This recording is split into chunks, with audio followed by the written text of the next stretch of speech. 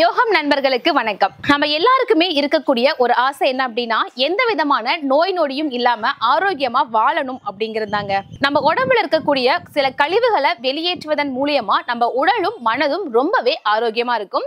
So இன்னைக்கு பதிவுல இந்த 5 கழிவுகளை வெளியேற்றுவதன் மூலியமா நம்ம எப்படி ஆரோக்கியமா வாழலாம் அப்படிங்கிறத பத்தி பார்க்கலாம். சோ சில உணவு பழக்க வழக்கங்களை மாற்றுறது மூலியமா, அதே மாதிரி அக்குப்ரெஷர் பாயிண்ட்ஸை தூண்டுறது மூலியமா நம்ம கழிவுகளை வெளியேற்றலாம். சோ வீடியோவை ஸ்கிப் பண்ணாம கடைசி வரையும் பாருங்க. அப்பதான் நம்ம என்ன சொல்லியிருக்கோம் அப்படிங்கிறது உங்களுக்கு தெளிவா புரியும்.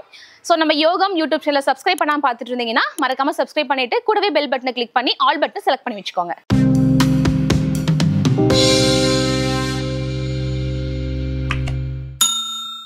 சோ முக்கியமான அந்த 5 கழிவுகள் என்ன அப்படின்னா, மலக்கழிவு, சிறுநீர் கழிவு, வியர்வை, சளி மற்றும் மனக்கழிவு. சோ இந்த கழிவுகள் இயற்கையா வெளியேறாம நம்ம உடம்புல இருந்துச்சு அப்படின்னா நமக்கு நோய்கள் வருவதற்கான வாய்ப்புகள் ரொம்ப அதிகமாவே இருக்குங்க. சோ ஃபர்ஸ்ட் ஒன் பார்த்தோம்னா மலக்கழிவு. மலச்சிக்கல் குடலை சுத்தம் செய்யும் சுகபேதி. மலக்கழிவு பார்த்தோம் அப்படின்னா பசுமை நிறத்துல சிறிது நுரையோட இருக்கணுங்க. மலச்சிக்கல் ஏற்படுவதற்கான முக்கியமான காரணம் என்ன சொல்றோம் அப்படின்னா, தண்ணீர் குறைபாடு. தண்ணி ரொம்பவே கம்மியா குடிக்கிறது. நம்ம உடம்புக்கு தேவையான தண்ணீரை விட நம்ம உடம்பு ஹைட்ரேஷனா வச்சுக்காம ரொம்பவே தண்ணீர் கம்மியா குடிக்கிறது, ஃபைபர் நிறைந்த உணவுகள் சாப்பிடாம இருக்கிறது, அதுக்கப்புறம் உடற்பயிற்சி சுத்தமா இல்லாம இருக்கிறது. இது எல்லாமே மலச்சிக்கலை ஏற்படுத்துவதற்கான ஒரு சில விஷயங்களாவே பார்க்கப்படுது. நான் இப்ப சொல்ல போறது ரொம்ப முக்கியமான ஒரு விஷயங்க. அதாவது சுகபேதி ரகசியம். டெய்லியும் காலையில நீங்க வெறும் வயிற்றுல வெந்நீர் குடிச்சிட்டு வரலாம். நெக்ஸ்ட் தக்காளி, வெள்ளரி, முருங்கை இலை இதெல்லாம் போட்டு ஒரு சாலட் மாதிரி நீங்க சாப்பிட்டு வரலாம். அதுக்கப்புறமேட்டுக்கு முடக்கத்தான் சாறு குடிக்கலாம். டெய்லியும் 20 to 30 நிமிஷம் நீங்க வாக்கிங், ஒரு பிரிஸ்கான வாக்கிங் போறது மூலியமா நமக்கு சுகபேதி அப்படிங்கிறது ஆட்டோமேட்டிக்காவே நடக்குங்க. மலச்சிக்கலை ரெடியூஸ் பண்றதுக்காக அக்குப்ரெஷர் பாயிண்டர் பார்க்கலாம். ஸோ நம்மளோட கையில, நம்ம உள்ளங்கையில பார்த்தோம் அப்படின்னா அந்த பாம் சொல்றோம் இல்லையா, இந்த இடத்துல ஸோ இந்த சென்டர் பகுதியில் இந்த மாதிரி மார்க் பண்ணி வச்சுக்கோங்க, உங்களுக்கு ஈஸியாக தெரியும்.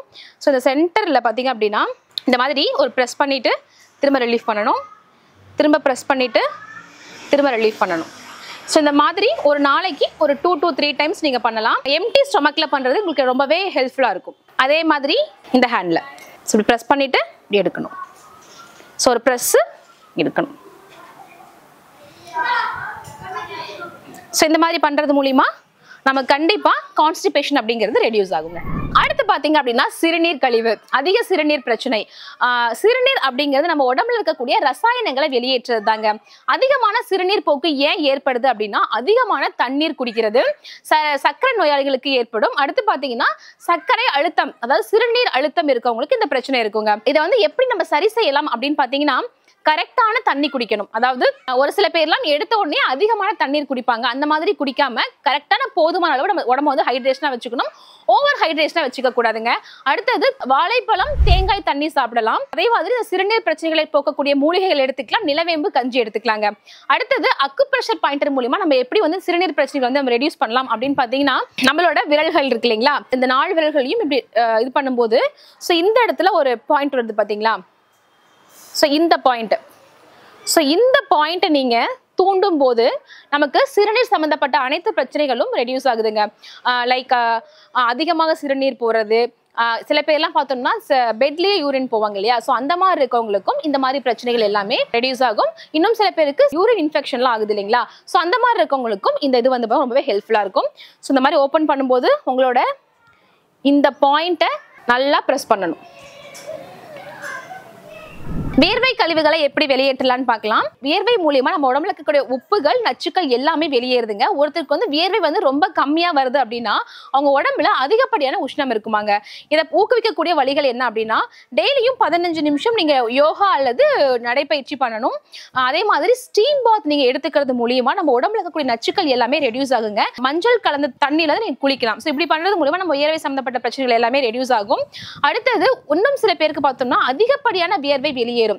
இவ்வளவுதான் வியர்வை வெளியேறாம எனி டைம் ஸ்வெட்டிங்காவே இருக்கும். சோ அந்த மாதிரி இருக்கவங்களுக்கு அந்த வியர்வையை எப்படி ரெடியூஸ் பண்றது அப்படிங்கிறதுக்கான ஒரு அக்குப்ரெஷர் பாயிண்ட் என்ன அப்படின்னா, நம்ம கை பெருவிரல் இருக்கு இல்லைங்களா, இந்த பெருவிரல்ல இந்த நகம் ஸ்டார்ட் ஆகிற இடத்துல இருந்து இந்த கீழே நகம் எட்ஜ் முடியுது இல்லைங்களா, சோ இந்த இடத்துல நீங்க ஒரு அக்குப்ரெஷர் பாயிண்ட் வச்சு நீங்க இந்த மாதிரி பண்றது மூலியமா சோ உங்களுக்கு அதிகப்படியான வியர்வை ரெடியூஸ் ஆகுங்க.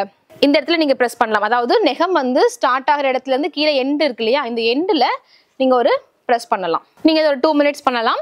நெக்ஸ்ட் இந்த கடைசி விரல் சுண்டு விரல் இருக்கு இல்லையா, அந்த சுண்டு விரல் நீங்க இப்படி மடக்கும் போது இந்த இடத்துல ஒரு மேடு மாதிரி வருது இல்லையா, ஸோ இந்த இடத்துல நீங்க பிரஸ் பண்றது மூலியமாவும் நமக்கு அதிகப்படியான வியர்வை வெளியேறுச்சு அப்படின்னா அது நமக்கு கண்டிப்பா ரெடியூஸ் ஆகுங்க. அடுத்தது சளி கழிவுங்க, சுத்தம் செய்யும் முறை. சளி அப்படிங்கிறது உடல் பாதுகாக்கக்கூடிய ஒரு விதமான திரவம் அப்படின்னு தான் சொல்லணும். அதிகமான சளி பிரச்சனை இருந்தா என்ன ப்ராப்ளம் வரும்னு பாத்தீங்கன்னா மூக்கடைப்பு ஏற்படும், கழுத்து சம்பந்தப்பட்ட பிரச்சனைகள் ஏற்படும், சுவாச பிரச்சனை, இது எல்லாமே வந்துட்டு அதிக சளி இருந்துச்சு அப்படின்னா ஏற்படுங்க. இதை போக்குவதற்கான வழிகள் என்ன அப்படிங்கிறத பார்க்கலாம். டெய்லியுமே நீங்க வெந்நீர் மட்டும்தான் குடிக்கணும்.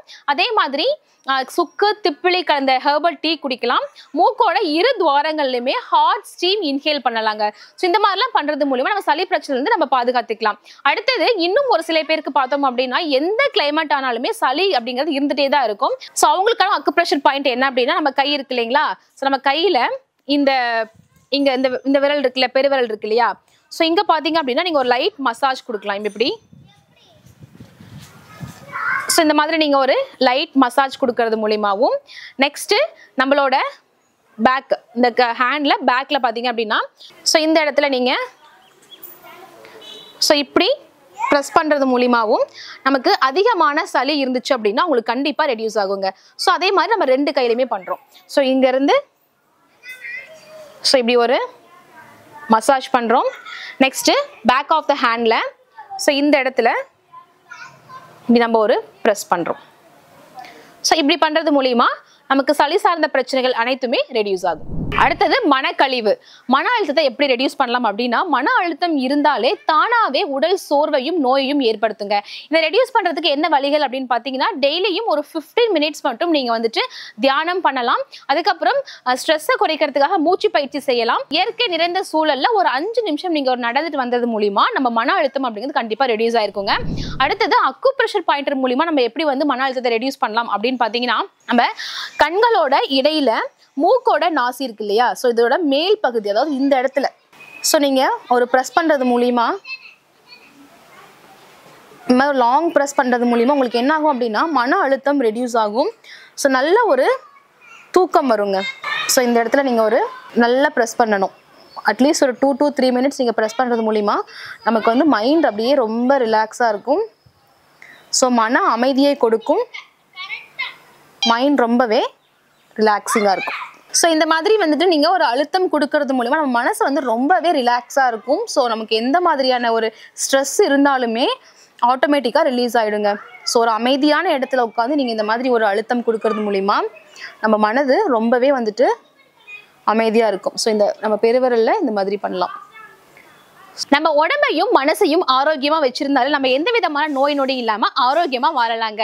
இந்த வீடியோ பிடிச்சிருந்துச்சுன்னா மறக்காம லைக் பண்ணுங்க, உங்க ஃப்ரெண்ட்ஸ் அண்ட் ஃபேமிலிஸ்க்கு வீடியோவை ஷேர் பண்ணிடுங்க. அடுத்த வீடியோல பார்க்கலாம். அது வரைக்கும் கவிதா. நன்றி.